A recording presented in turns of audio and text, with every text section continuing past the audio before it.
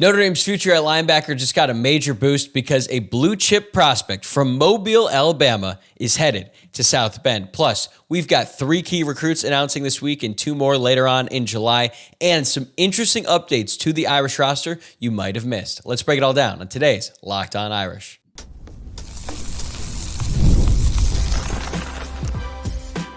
You are Locked On Irish, your daily podcast on the Notre Dame Fighting Irish. Part of the Locked On Podcast Network, your team every day. Hello and welcome in. This is Locked On Irish, your daily Notre Dame podcast. I'm your host, Tyler Wojciak. I'm a Notre Dame alum, producer at Fox Sports, and I've been covering the Irish for the past 5 years. I am thrilled to have you here with me on Tuesday, July 1st, and thanks so much for making this your first watch or listen of the day. Hard to believe that it's already July, but that means football season is right around the corner, and as a matter of fact, the Irish will play a football game next month.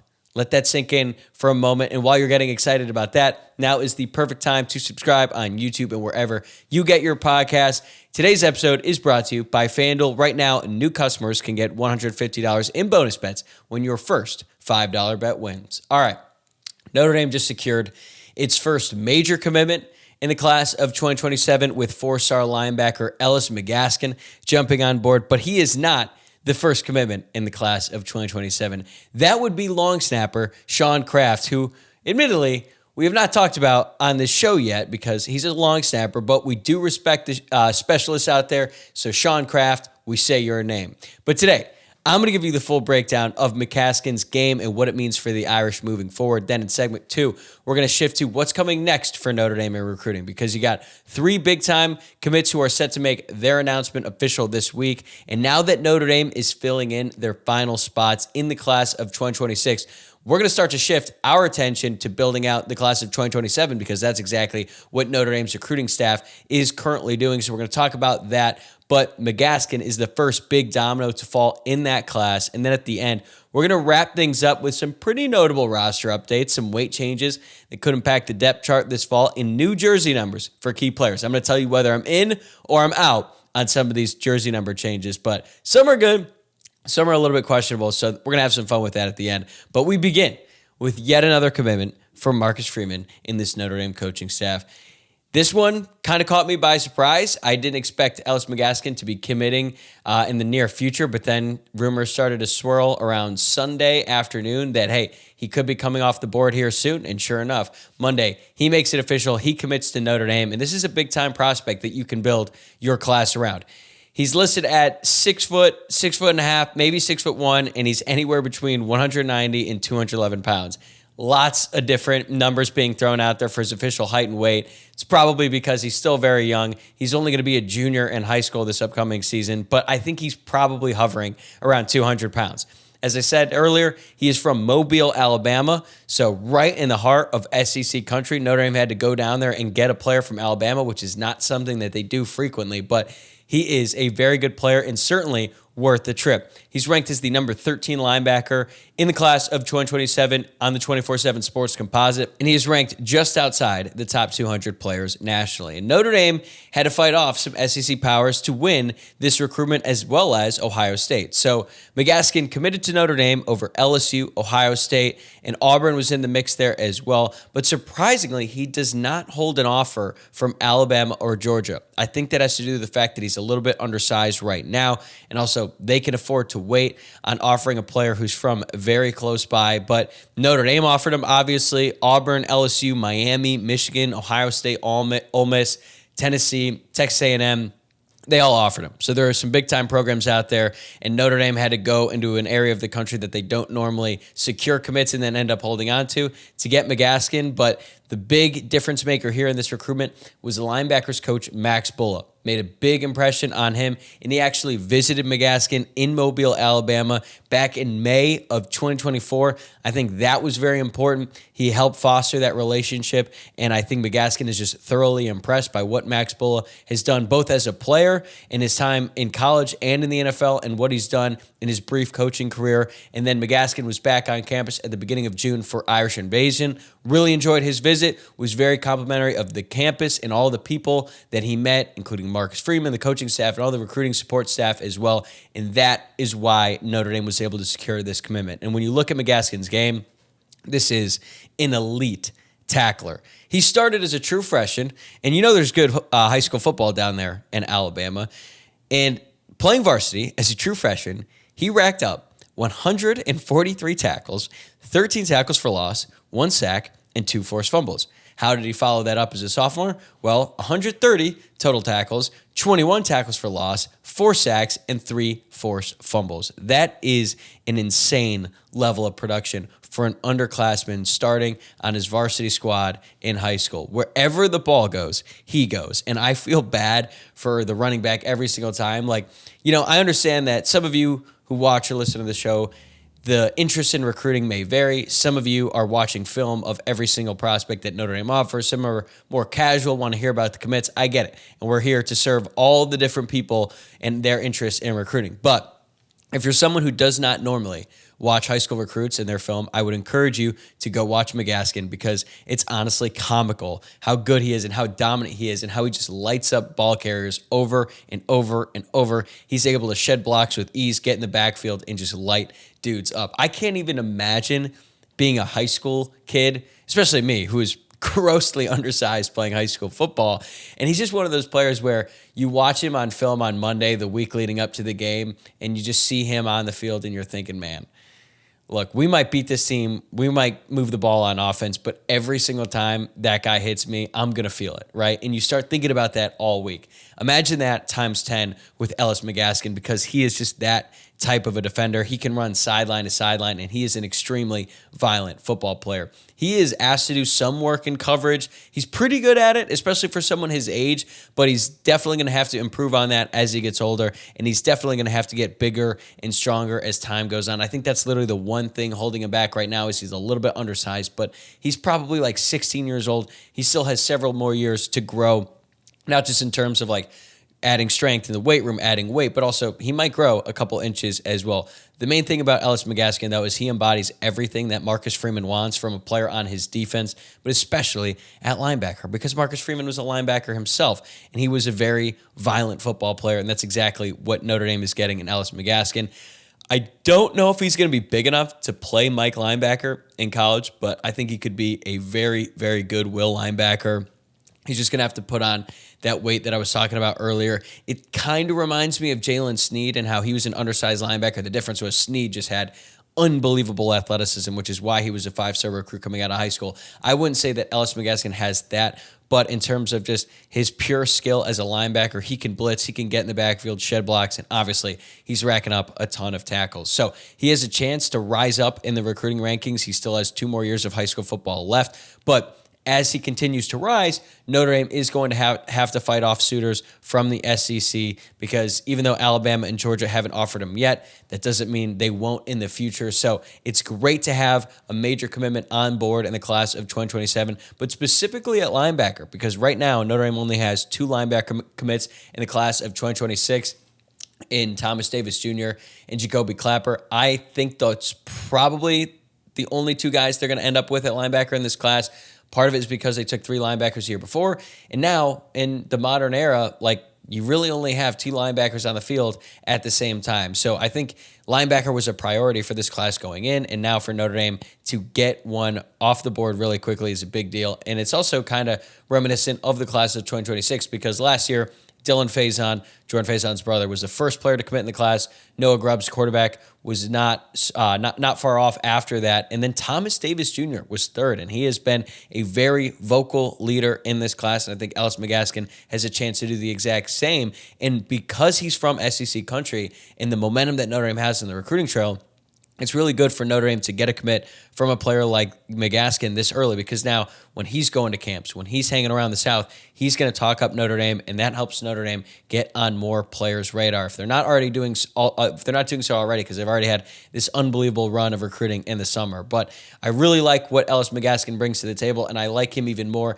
in terms of his long-term impact for Notre Dame, not just in terms of his recruiting ability for the class, but I think he could develop into a very, very talented linebacker once he gets to Notre Dame. But it's going to be some time because he's in the class of 2027. And even though he's the first big name off the board in the class of 2027, the 2026 class could add multiple blue chip playmakers in just the next few days. So let's take a look at who's committing next and what's next for Notre Dame recruiting looking ahead to 2027.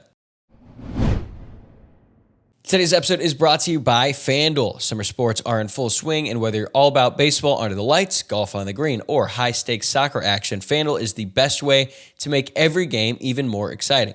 You're already following the action. Why not make it a little more thrilling? With FanDuel, you can get in on the game while your friends are getting sunburned at the beach. I've been using FanDuel to track my favorite matchups, and the app keeps it fresh with new daily promotions and fun ways to bet. It's easy to use, fast to pay out, and makes even regular season games feel like must-watch events. Whether I'm placing a same-game parlay or watching a bet ride into the ninth inning, FanDuel makes it feel like I'm part of the action. All right.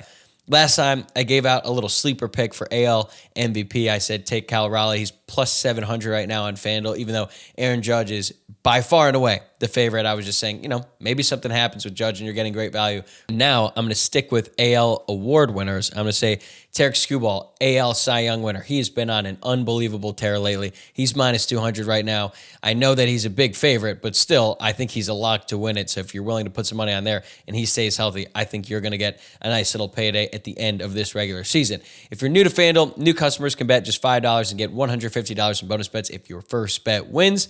Open the FanDuel app today or visit FanDuel.com/lockedon to get started. Now that Notre Dame has added their first major piece to the class of 2027, I do think that this represents a shift in their focus to the class of 2027 because they're kind of wrapping things up right now with the class of 2026. They have 22 guys currently committed in the class, and they have 3 top targets announcing their decision this week in consecutive order. So Kadon Finley, wide receiver target, is set to make his announcement on July 4th. Then Devin Fitzgerald is going to follow suit and announce his decision on July 5th. And then Braden Robinson is going to announce his decision on July 6th. He moved it up 2 weeks because he was initially scheduled to announce on his mom's birthday, July 20th.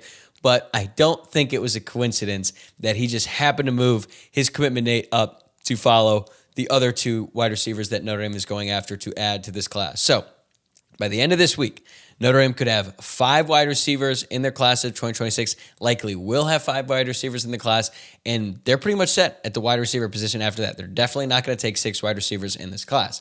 Then, after Robinson, the next Notre Dame target to announce his decision is Nick Reddish, the defensive back. He's going to announce his commitment on July 11th. And then lastly, Elijah Golden. It was reported by Kyle Kelly of Blue and Gold and On3 that Golden is going to announce his decision on July 26th. So realistically, Notre Dame could have 27 total commits in the class of 2026 by the end of July. And I think so long as other players don't decommit, that is probably all that Notre Dame is going to take in this class. It would be the most since 2021. And I think at this point, assuming all 5 of those guys I just mentioned end up committing to Notre Dame, then they can just shift all of their attention to the class of 2027 before the start of the football season, which is exactly what this coaching staff wants because Marcus Freeman likes to target guys early, start recruiting them very early on in their careers because he is all about building those relationships, and these relationships, especially for the top guys, it takes a lot of time, and that's exactly how they were able to get Joey O'Brien. They recruited him very, very early on in the process. Same with Kari Adams, and they just stuck with it for a long time, and then ultimately it paid off because they were able to land those commitments. So Notre Dame is going to focus on retaining all those guys. It's not like they're just going to leave all the commits alone and stop recruiting them. No, they're going to continue to talk to them, but they're not going to be going out having to evaluate more players in the class. Like they're going to shift all their attention to the class of 2027. And technically, Pot of Gold Day, St. Patrick's Day, is like the official start to the class of 2027. That is when Notre Dame offers a ton of prospects in that class, and it's a big event, social media craze, and it's been the thing now. It dates back actually to the Brian Kelly era. So that's like the first big day that the class of 2027 made some waves, but now they have a player on board in this class. Like this is a big step forward because now more commitments are going to start to come this way as Notre Dame wraps things up in the class of 2026. And it's not like they only offer guys on the pot of gold day. Like they just offered 5-star defensive lineman Jalen Brewster. They also offered 5-star cornerback / wide receiver Duvae Williams recently. So they're out there, they're evaluating. And recently they finally offered 2 quarterbacks in this class, which is something that I'm not sure how I feel about, to be honest. Like Gino Guidugli's strategy here, I understand that he values in-person evaluations, but I do think that at quarterback, guys like to commit early. I mean, think about this. Noah Grubbs was committed to Notre Dame at this point last summer, right? So he had committed earlier on in 2024 that Notre Dame had even offered scholarships for next year's class. So it's an interesting strategy. We'll see how it works out. They offered Teddy Gerard and Peyton Houston. I think both guys are very talented.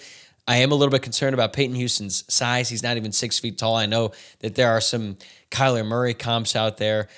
I mean, if he is actually as good of an athlete and potentially the best high school football player to ever come through the state of Texas, even though that's not where Peyton Houston is from, then like, okay, I can get behind that, but that seems like the outlier, not necessarily the rule. So Notre Dame absolutely has to hit big at quarterback in this cycle after 2, I think we can say it, mildly disappointing cycles, because in the class of 2025, they obviously had Deuce Knight, the 5-star, committed for a really long time until he just publicly flirted with Auburn as much as he possibly could before ultimately decommitting. But they were able to get Blake Hebert, who is, there's some things to get excited about, but he's definitely developmental. And then Noah Grubbs in this year's class, who they got early. I know they like him, but I think they should have gone after Dia Bell a little bit harder. Now he's like lighting it up at Elite 11. Noah Grubbs didn't even make it to the Elite 11 finals, so I think there's some concerns there about how he's been developing in high school. So Notre Dame needs to hit big in this class of 2027. It is a very big priority. Not saying that they won't be able to do it because of the way that they handled the offer process, but that is a big need. They also need a blue chip defensive tackle. Tell me if you've heard that one before in this class, and that's regardless of whether they end up getting Elijah Golden, because if they get Elijah Golden, that's great. I think he's a blue chip interior defensive lineman, could have a really great career at Notre Dame. Tiki Hola, another big body player who could end up being really talented, but you need to continue to stack elite recruits, and Notre Dame has been doing that at defensive back. Like we're seeing it with Kari Adams, we're seeing it with Joey O'Brien, and the year after they added Dallas Golden, Mark Zachary, and Jadon Blair, and that is how elite teams recruit. You keep bringing in really talented players at the same position, and then the best players are going to compete and end up winning the job, and then you have an elite team. So quarterback, interior defensive line, boundary wide receiver, all positions that have been big needs for Notre Dame for a long time. Quarterback is going to be a big need for every single team forever, but interior D-line, big-time blue-chip prospect. They need that. They need a big-body boundary wide receiver, because even though I like Devin Fitzgerald and I think he's going to end up being in this class, you really want someone who's like a borderline 5-star. You want a Joey O'Brien, even though he can play boundary. You want the Joey O'Brien of the wide receivers in next year's class to commit to Notre Dame. And now with all this momentum, if they have another really good season in 2025, which I think they will, then they're going to have even more recruiting momentum. And I think everything that I just mentioned is possible. But I think today is a big moment, right? We're starting to see the shift in importance. And now they're, instead of just, putting the final touches on the class of 2026, they're going to start building out the class of 2027. And I personally am going to have to get a lot more acclimated with those guys, because we have just been diving headfirst into all the class of 2026 stuff lately and all the commits and all the fun that we've been having there. But we're going to have to start looking ahead to the future soon. And the class of 2027, man, just that number makes me feel really old. But we'll cross that bridge when we get there. That is the future. But what about the present? Because a few roster updates are flying under the radar, but they could have real implications this fall. New numbers, new body types, and a few players who look ready to take the next step. That's next.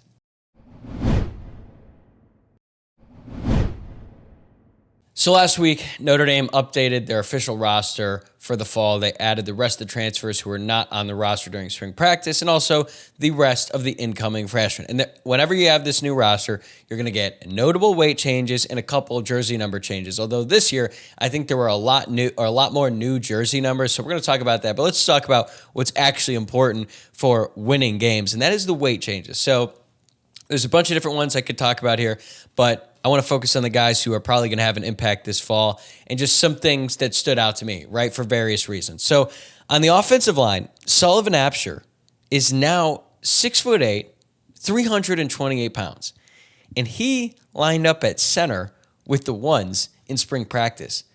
I can't say I know the height and weight of every single center in college football, but that's got to be the biggest, right? Like 6'8", 328 pounds at center is absolutely massive. That's up from 6'6", so maybe, I don't know, it was an error in the system, but that is absurd. Okay, that is a massive human being. And speaking of massive human beings, Gerby Lambert is now 6'7", 341 pounds, and he can move. He's up from 334. Charles Jagasaw is up from 320 to 333 pounds. I think part of that has to do with his move from tackle to guard. They're just beefing him up a little bit more. On the more concerning side, Cam Heron, the incoming freshman, is down to 281 pounds. So if you compare that to the spring roster, looks like he lost 8 pounds. Again, some of these weight changes, things can kind of get lost in the shuffle. They might not be completely accurate, or they might not tell the full story. If a player was hurt, they haven't been able to work out in the weight room as much. But these are just observations I've had, and I'm sharing them. And Emil Wagner, we have to mention him because it used to be a huge talking point. I remember how much I talked about Emil Wagner's weight going into last season and his inability to get to 300 pounds. And look, I was a little bit concerned too because he had never played before. I didn't know what to expect then. He ended up starting every game for Notre Dame, played nearly 1,000 snaps, and was a really, really good player, is likely going to get drafted in the NFL. He is still at 296 pounds, the elusive 300 number. He's not going to be able to get there, but you know what? It doesn't matter. He's a really good offensive tackle. At running back, Kedron Young is up to 242 pounds. He might not have the same aesthetic as Wojciak Estimate, but man, he is getting close, and he's a first off the bus type of player. Jadarian Price appeared to have gained 7 pounds, and Jabron Payne is up to 205. He's a little bit more on the undersized scale in terms of running backs, but he's 205. He was listed at 198 in spring practice. Also, want to give some love to Scrap Richardson, incoming freshman. He was 169 in the spring, and if you're a 169-pound player, I don't care how fast you are, like those hits from college football players are going to hurt a little bit more. So good on him for adding 15 pounds because, there's some wide receivers who are just naturally skinny. It's really hard for them to put on weight, but good to see Scrap Richardson is now 185, so he's closer to a normal playing weight for a college football wide receiver. Now, on the defense, we got to start with Bryce Young because he somehow keeps growing. He's up to 273 pounds. He's also listed at 6'7". And if you've been watching or listening to the show throughout the offseason, you know that I've compared him to Stephon Tuitt in the sense that I think that Bryce Young is going to have a Stephon Tuitt level sophomore season that he had in 2012, and it was a big reason why Notre Dame was able to make it to the national championship that year. But my one knock, it wasn't a knock, it was more so just saying like the difference between Bryce Young and Stephon Tuitt is Tuitt was an absolute monster. Bryce Young is a little bit quicker, longer arms, so he can get off the edge. But he's actually getting kind of close to Tuitt. He's a little bit taller because Stephon Tuitt was 6'6", but Tuitt was 312 pounds. So he's still got him by nearly 50 pounds, but Bryce Young just continues to get bigger and bigger. Also on the defensive line, Elijah Hughes is up to 297, so he gained 7 pounds. And Sean Sevillano is listed as 343 pounds, which is notable because Al Washington said he better not be 342 in spring practice. So I don't know if that was just a joke or what, but Sean Sevillano, still a big guy. Cole Mullins up to 273 pounds, which is good because he was a little bit undersized before. They were trying to figure out, is he best on the inside? Is he best on the interior? I think he might be trending towards the interior, and with that, he's got to put on weight. So he's at 273, but then Jared Dawson looks like he lost 12 pounds. I think that was purposeful. He was 300 coming in. Now he's 288. Boubacar Traore is up 9 pounds. And then Logan Thomas, the Viper, who is now going to have an even better opportunity to get on the field with Jordan Botelho's new injury that he suffered. He's still pretty undersized. He's listed at 218 pounds. He's only up 5 pounds. I was expecting a bigger jump from him. That has not happened yet. That doesn't mean he can't be a very effective player, but you'd like for him to have a little bit more size at the Viper position, which I think now is just they're going left and right end. But either way, if you're going to be a defensive end in college football, you got to be a little bit heavier than 218 pounds. But he's only going to be a sophomore. Still plenty of time to grow for Logan Thomas. Jason Onye, he's down from 308 to 302. That's much bigger than he was last season or any other prior season when he was on the Notre Dame roster, but then he had his leave. Now he's back, and he's over 300 pounds, so he's going to be a good defensive tackle. Linebacker, freshman, Manfremo, 235 pounds. He came into Notre Dame as 224. He's already put on 11 pounds. Like, that is a man, even if he's just a true freshman. And then Jalen Sneed was listed as at 228, which on the surface isn't really a big deal, but I remember in spring, Max Bullis said that Jalen Snead was up to 238 pounds. It seems like that was a little hyperbolic, a bit of an exaggeration. He is listed as 228. He could still be a really good player, but I think people got really excited about him being 238 and potentially not a Mike linebacker, but just a much bigger linebacker than he was before. But he could still get to the quarterback at 228 pounds. I just wanted to mention that. And then in the safety secondary section, Adon Schuler gained 9 pounds, and that was really the only big noteworthy one for me. Ethan Long is up to 211 too, the other incoming freshman. So those are the weight changes that stood out to me. I think some of them, like Bryce Young, I think it just shows that he is ready to take another step. He's going to be awesome this year. The lineman, the offensive line is just so beefy. 6'8", 328-pound center. If Sullivan Absher does end up starting at center while Ashton Craig recovers from his injury, I do expect Ashton Craig to start. But Gerby Lambert, 6'7", 341. Charles Jagasaw, 6'6", 333. Notre Dame is going to have a very good offensive line this year. They're also going to be very big. Now, as for the jersey numbers, will this impact wins and losses? No. But will it have an impact on how I watch the game? Yes, because there's going to be some players where I'm like, wait a second, who is that again? Even though I literally read and talk about this team every single day because it's my job. But still, it's one thing that bothers me. I wish Notre Dame would just put names on the back of the jerseys because it makes it easier for me, and I think a lot of the fans want as well. And also, I understand tradition, history, all of that. But guess what? Notre Dame used to put names on the back of their jerseys before, and then it changed during the Lou Holtz era. So let's bring that back. It was just fine in the postseason. All right, but here are some number changes to keep an eye out for. So Christian Gray, formerly number 29, he is going to be number 6 this season, which is a little bit surprising. Usually, if you're going to be a starter as a sophomore, that's when you make the number change, but Christian Gray wanted to wait one more year. Tay Johnson, redshirt freshman safety. He was 16. He's now number 9. I am out on that. Forgot to say, I'm out on Christian Gray changing his number. Even though I think 6 is a better number than 29, it's now it's too late. All right, you've passed the threshold there where you could change your number. So I'm out on Christian Gray moving to 6. I'm also out on Tay Johnson moving from 16 to 9 because 16 was my high school number, and I think it's a pretty good number. Wide receiver, Tyler Buckner, is switching from 26 to 10, which means he's not a wide receiver anymore. He's absolutely going to be a quarterback again. We've been talking about that. I think Marcus Freeman even alluded to it. We all kind of expected it the moment that Steve Angeli left. And as a matter of fact, I heard that Tyler Buckner was not planning on being a part of the summer workouts and stuff because he had an internship. Then once Angeli left and he was going to make the switch to quarterback, that internship went out the door. He was going to have to be there in practice because he very well could be the third-string quarterback for Notre Dame this fall. Cornerback Leonard Moore, he did switch from 15 to 2 in spring practice, but now he's back to number 15. I'm curious why he decided to go back to his freshman year number. So Leonard Moore, you're actually not going to notice any change there. He's going to be the same number that he wore his freshman season. And so I'm in on that. I am also in on Tyler Buckner switching to 10.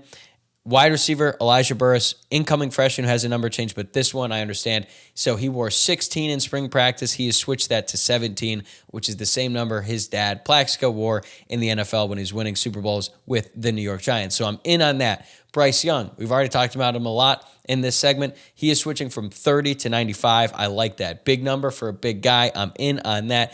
And then Cam Williams switched his number from 17 to 5.